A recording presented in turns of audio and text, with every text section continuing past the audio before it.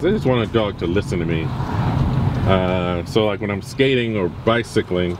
I'm sorry, you roller skate? Skating? Skateboarding? No, roller skate. I roller street skate. I do roller skating on the street. Can you call me next time you're doing that just so I can come watch?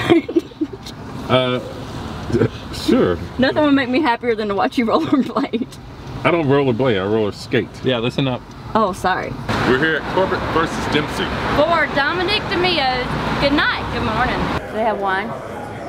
That's always my first question. Where's the wine? I like the texture. It seems a little sad though, because that just reminds me of skeletons. Well, yeah, it's kind of like a Dawn of the Dead kind of thing. Exhibit a lighter sensibility couched in morbid exterior. So how does it make you feel? Kind of like I'm in a graveyard. I like the texture. They're all very similar, yeah. But I like how he has like the little faces. Now I like these. I think this is fun. A little too quirky for you? I like that right there. I wonder if this like crazy hair thing has something to do with like thoughts. Thoughts are in your head. Yeah, the thoughts are in your head. Kind of reminds me of something I've seen scuba diving. Wow. Deepest dive, the Blue Hole. Where's that? In Belize. Wow. Look up the Blue Hole. You'll see it's like looks like a volcanic circle. I thought that was a bar in Boys Town. It is a bar in Boys Town. I think I like this better than the one down there that I like. I do too. This kind of reminds me of a penis. If you had said elephant, I would have went with that. He was keeping it real. He was keeping it 100. That's what I was just saying. You've heard that phrase. All right, there's that Chicago born and raised. Yes, I was born and raised in Chicago. Cabrini Green, born and raised. He went to Coolio High School. I learned this. And Cooley High School. Coolio. Drinking wine and going to argue. Oh, you're so... Could I afford that art? I probably wouldn't buy it. Since you know how people have odd stuff in their house and it fits. I had a friend of mine, he had a whole lot of dental equipment in his house from like the 1940s and 50s. What do you do with them? Just set them out or like hang them on his wall? They were like art objects in the actually it was in his bathroom. I wonder if anybody ever touched their wiener with it. You really wonder about that? We're here at Art Gallery. For Stanislav Drezdo, In That I Trust. So this is Do Not Interpret. I kind of want to take a look at the catalog. He uses a lot of stuff, symbols of Christianity and Catholicism within his work. The artist eschews the narrative and ideological meanings embedded within one of the most readily recognizable images in history. Oh, this is a recognizable image. Oh my, well hold on. This is still... I don't feel like that's okay. But I wonder, I mean, is that a comparison of like the Muslim religion to the KKK? I mean, but look, dude, it's white, it's pointed hat. I know, but it's still her in the mask. Yeah. You think it's still her? It's and I guess that's blood. I don't know what it means. That makes me crack up. Yeah, I don't think dude takes himself so serious. Does the Pope ever have sex, or does he never have sex?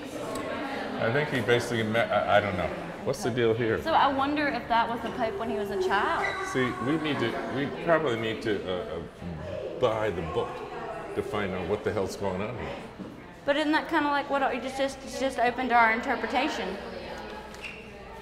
On one of his pieces, he said, "Don't interpret." Yeah.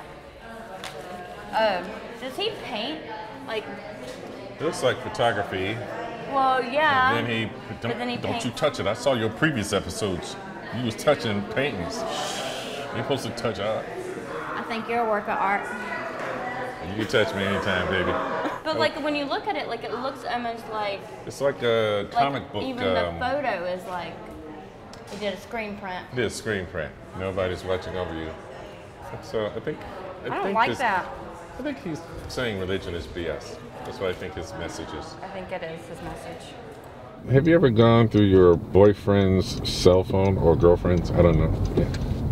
Maybe when I was like in high school, but probably not since then. Probably not? No, actually no, not since then. Are you sure? Get your story straight, baby. See? Have you ever been through your girlfriend's cell phone? Hell no. Does your girlfriend send you cooter pics? cooter pics. We're here at Adventureland Gallery for Robin Delusion. Poetry is practical. Is this on garbage bags? I don't think so. It looks like, I think it is. oh, garbage bags are plastic. This is paper bags.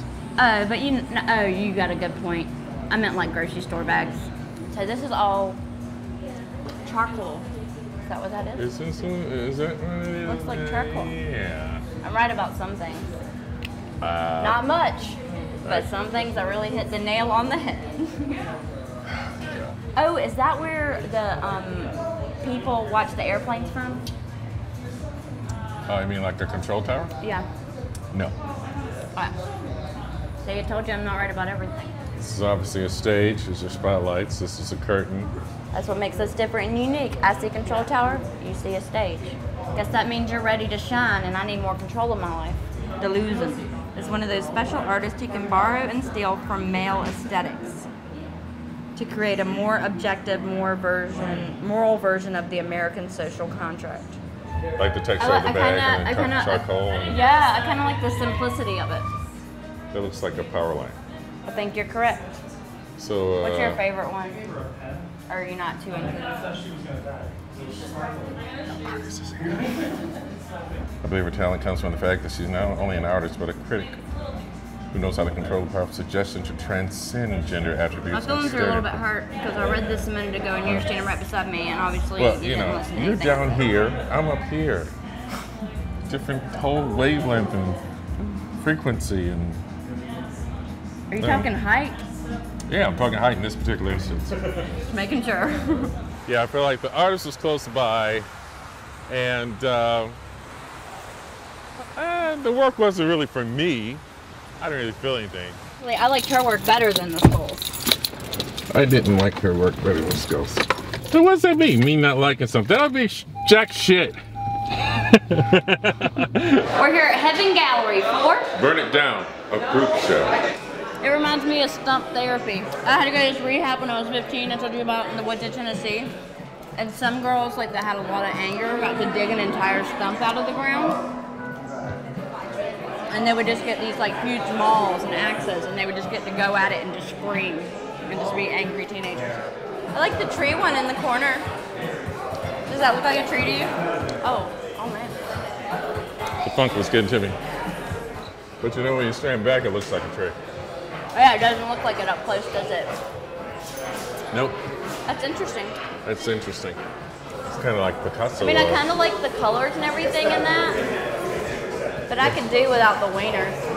What wiener? You don't see the wieners? Wiener, wiener, wiener. Not supposed to touch the wieners. I didn't touch it. Well, I guess it would look weird if it was a man without a wiener and he was naked. Exactly.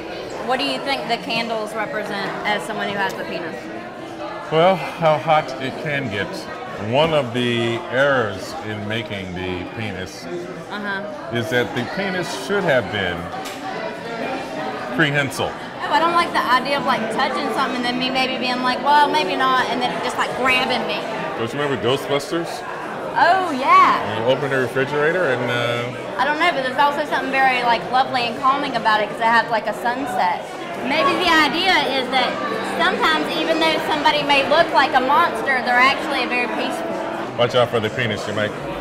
Oh, God. Thank you.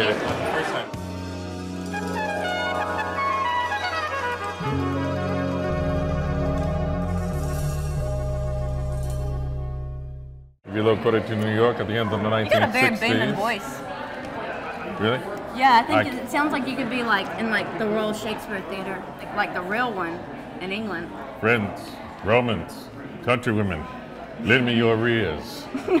I came here to bury Caesar, not to praise him. The evil that men do lives after them. The good often tear it with their bones. So let it be with Caesar. The noble Brutus hath told you that Caesar was ambitious. If it were so, 'twas a grievous fault, and grievously hath Caesar answered it here. Under leave of Brutus and the rest come I to speak at Caesar's funeral. He was my friend, faithful and just to me, yet Brutus is... That's all I know. This is the one I know. Romeo, Romeo, wherefore art thou Romeo? Deny thy father and refuse thy name, and thou shalt no longer be a Capulet. Shall I hear more? Shall I speak at this? 'Tis but thy name that is thy enemy.